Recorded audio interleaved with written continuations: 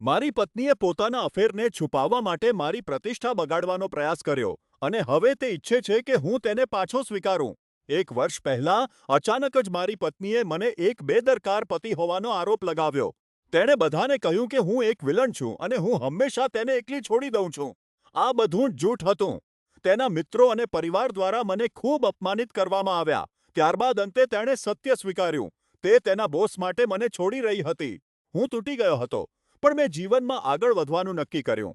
મને મારા બાળકોની કસ્ટડી મળી ગઈ કારણ કે તે તેના નવા પુરુષ સાથે નવી શરૂઆત કરવા માંગતી હતી. પણ પછી વસ્તુઓ વિચિત્ર બની ગઈ.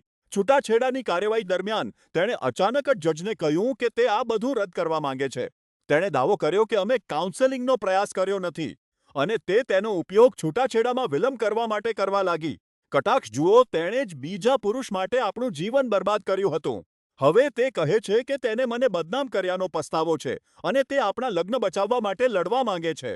મારે તેને પાછી નથી જોઈતી. હું તો બસ ઈચ્છું છું કે તે મારા જીવનમાંથી કાયમ માટે જતી રહે.